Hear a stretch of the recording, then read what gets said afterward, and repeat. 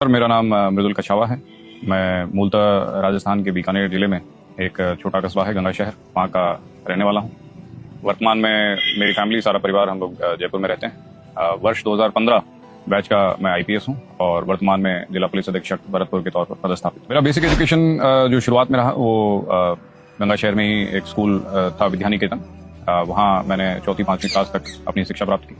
उसके बाद में पिताजी का ट्रांसफर जयपुर हुआ, तो जयपुर आकर के आगे की शिक्षा जो मेरी रही 12वीं क्लास तक वो केंद्रीय विद्यालय क्रमांक 1 जो जयपुर में था, वहाँ मेरी शिक्षा मैंने वहाँ प्राप्त की। उसके बाद में ग्रेजुएशन बीकॉम मैंने कॉमर्स कॉलेज राजस्थान यूनिवर्सिटी से किया। बीकॉम ग्रेजुएशन करने के उपरांत masters of international business MIB वो मैंने राजस्थान यूनिवर्सिटी से पोस्ट ग्रेजुएशन की एक डिग्री प्राप्त की। साथ ही साथ इन दोनों ग्रेजुएशन और पोस्ट ग्रेजुएशन के साथ में पैरेलली CA और CS दोनों कोर्सेज जो हैं वो मैंने पूरे किए। ये मेरा एजुकेशनल बैकग्राउंड। सर, आपका एजुकेशन बैकग्राउंड बताता है कि आपने CA CS इतनी बड़ी बड़ी डिग्री हासिल की, तो जाहिर सी बात कि आपके पास बहुत सारे ऑप्शन अवेलेबल होंगे, multinational companies, big salary packages. फिर भी सर आप इस फील्ड में क्यों आए सर?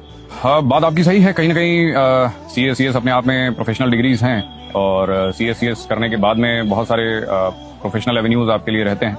कई सारे कॉर्पोरेट सेक्टर में जॉब्स हों, चाहे खुद की प्रैक्टिस करना कोई चाहे, तमाम प्रकार के ऑप्शंस व्यक्ति के पास में उपलब्ध होते हैं। परंतु कहीं ना कहीं ये दोनों कोर्सेज करने के बाद भी एक आप कह लें कि एक जिज्ञासा, एक आकांक्षा कुछ और बड़ा करने की थी।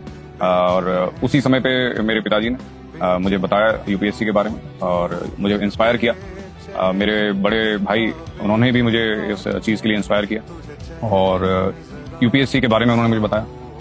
वहीं से इस चीज़ की शुरुआत हुई और UPSC की तैयारी फिर मैंने शुरू की। वर्ष लगभग 2011 के अंत में मैंने UPSC की शुरुआत की थी अपनी जर्नी की और लगातार संघर्ष करते करते आज इस स्थिति में आपके समक्ष। जितनी कहानियां सफलता की हैं उससे ज्यादा कहानियां असफलता की भी हैं। फर्क केवल इतना है कि सफलता की कहानियां जो है वो आपके हमारे बीच में आ जाती हैं, असफलता की कहानियां कहीं खो जाती हैं। ऐसे मौके पे टीम को पुनः मोटिवेट करना, कोई बात नहीं, इस बार नहीं हुआ, फिर से प्रयास करेंगे।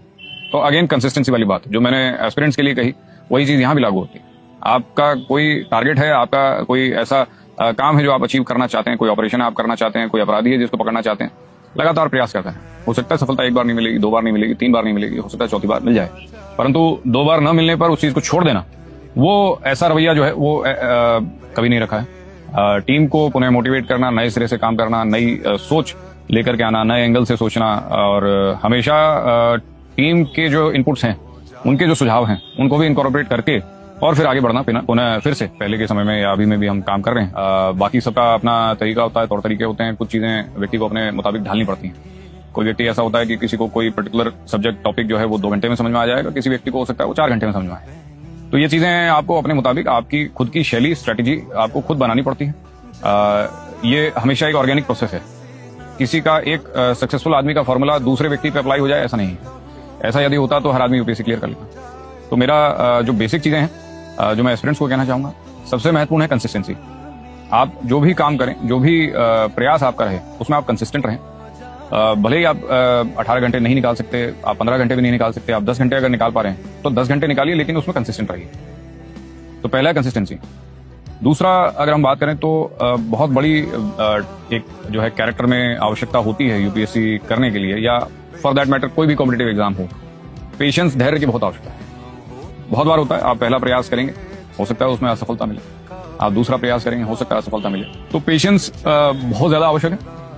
पेशेंस और कंसिस्टेंसी अगर आप में होगी, ये 2 वैल्यूज, तो मैं मानता हूं कि कहीं ना कहीं आप ना केवल UPSC बल्कि जीवन में भी सफल होंगे।